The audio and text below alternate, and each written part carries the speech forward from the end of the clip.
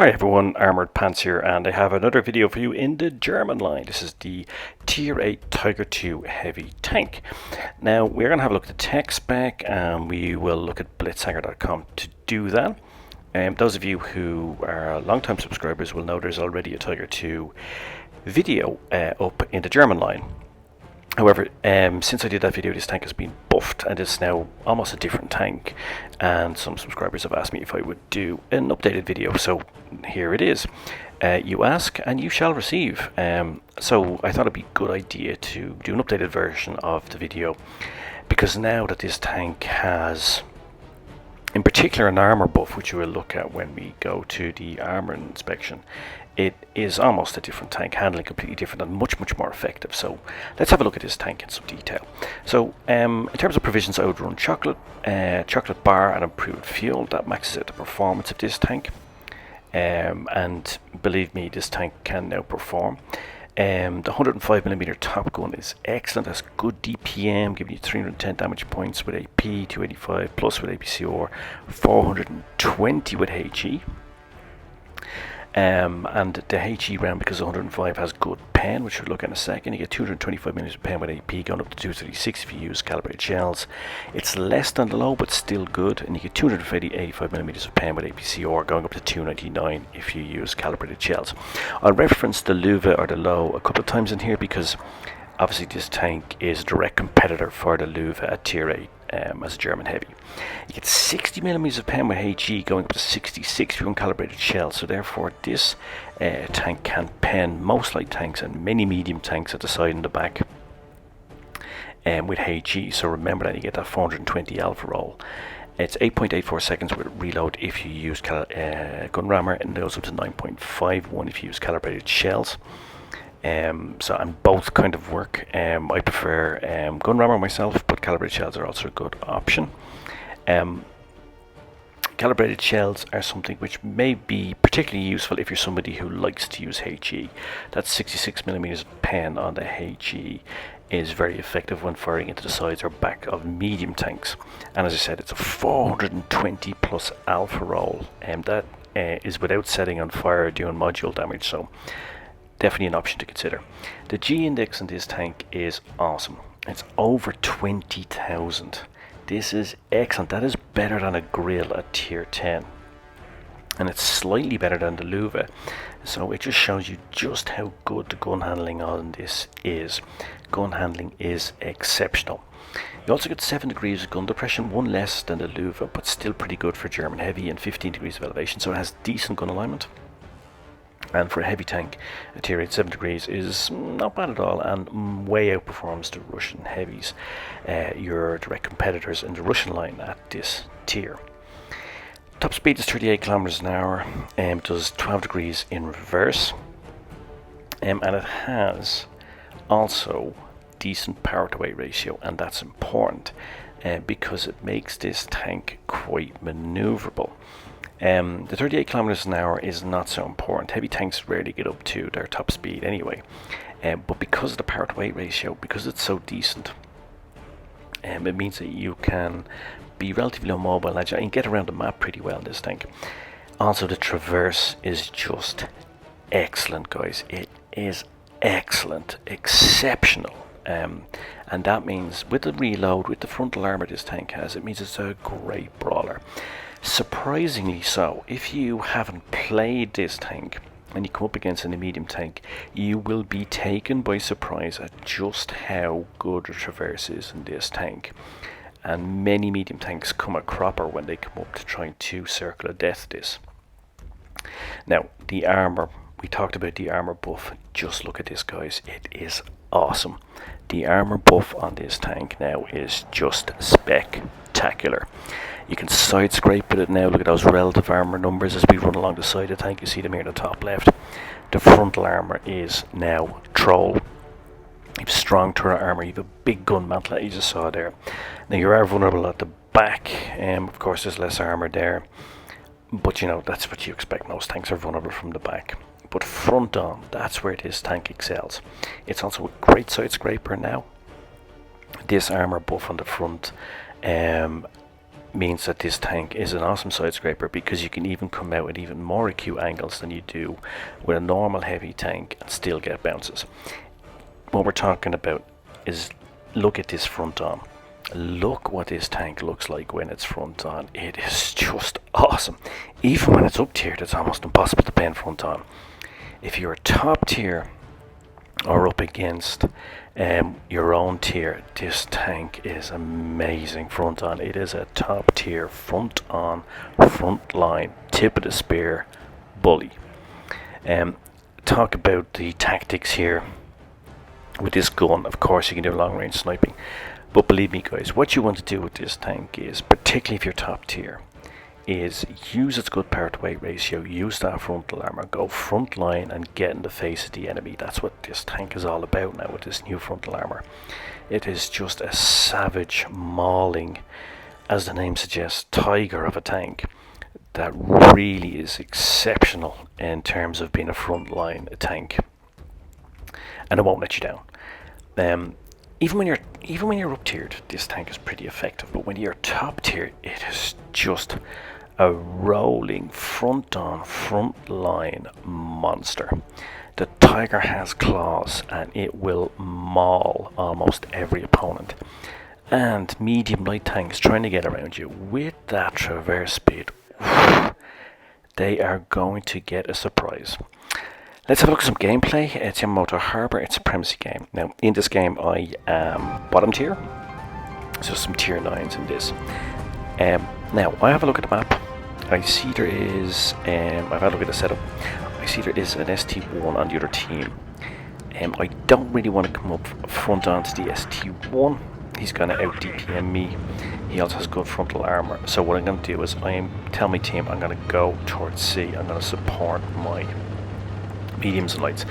Now, you can see what I mean here about this power to weight ratio. This tank can move. You can actually go and support your mediums and lights in this. Okay, its top speed is not that high, but its power to weight ratio means that it can shift. And it's much more like the Tiger one now before it than it was previously, because it has that decent power to weight ratio and allows it to move around the map. If you're wondering what I'm doing here, is because I've got a decent reload and this is just 8.8 seconds, I'm putting a few shots on spec into the bush there to see if there's TD in there. See if I can spot something up. By the way, you may have noticed I was talking about why it's important to fire more often in a game than and why I don't like tanks with wrong reload. It's because you can be more, you can have more interaction, you can influence and interact in the game more. And this is what I'm talking about here. If you were in a tank with a really, really long reload, you're not able to fire these shots on spec. You're not able to see if you can do some speculative damage. You're not able to track tanks, etc. So it's not just about DPM, it's also about your ability to be active, to have active actions within the game. Now look at the gun handling here in action. Oof, boom. This is what we're talking about. That's that 20.1k gun index in action here. Really, really good. I decided to push on here. I'm going to try to clear the flank, help my team to clear the flank.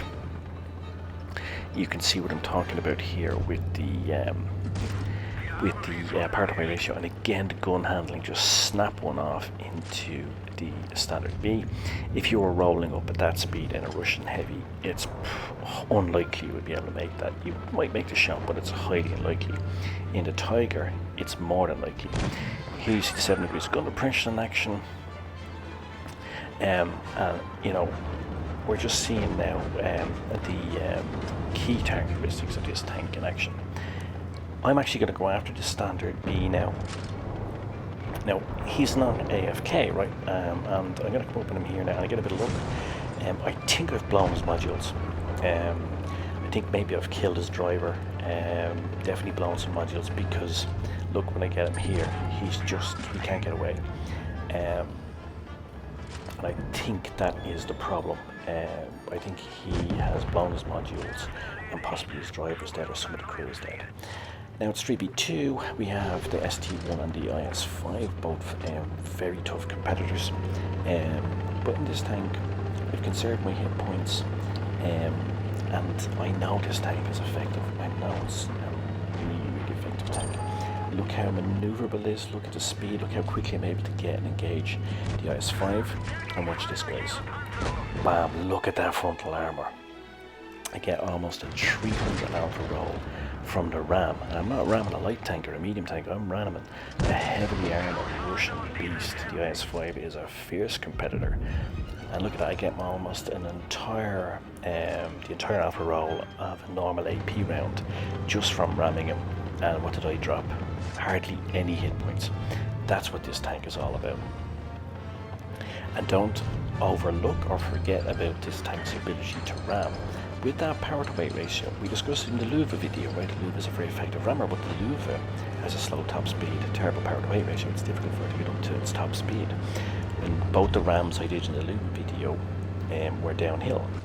In this tank, you can get up to that top speed pretty quickly, and at 38 kilometers an hour, and you have this massive amount of German engineering coming at you with that heavy frontal armor. This tank deliver every time. I decided to go into a brawl here with this ST1. If you're wondering why, well, I'm kind of confident about my brawling skills. I had full DPM, but the other thing as well is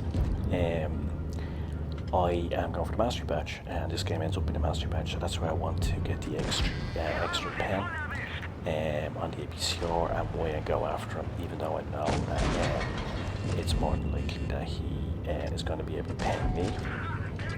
I get a low alpha roll here, I leave him just on a few hit points, but I also know that we have him 3-1, so my ally comes in and takes him out. Although I was confident I was front onto him, I might get a bouncer anyway. So there we go, mastery badge delivered, almost 3.5k damage.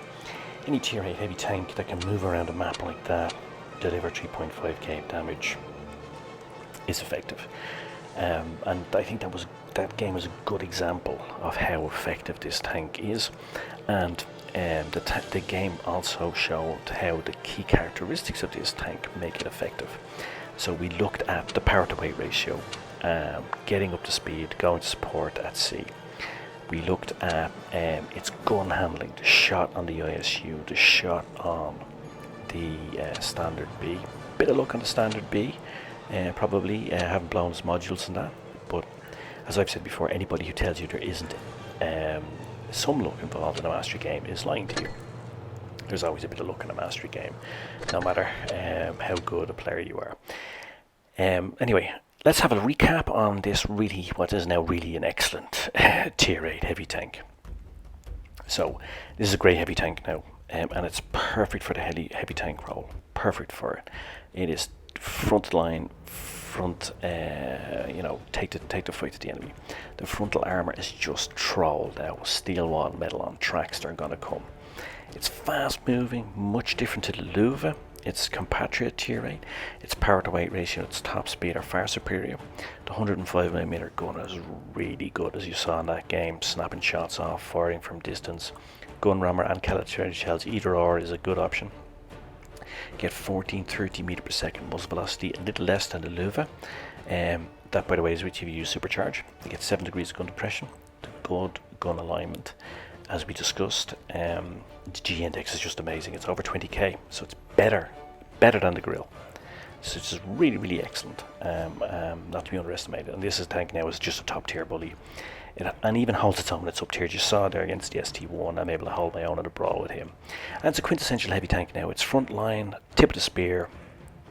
Get there, go down the heavy channel, or go and support your mediums. But get in there, and you'll.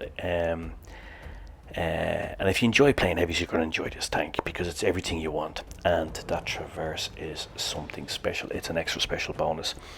If you haven't played this tank before and you're thinking about getting it, and you do get ambushed or attacked by a medium tank and he's trying to traverse you, he will get the surprise of his life with this tank, because that traverse is troll. So cheers Mush, thanks for watching. I hope you found it useful, I hope you found it enjoyable, and I guess all that remains for me now to say is pants off.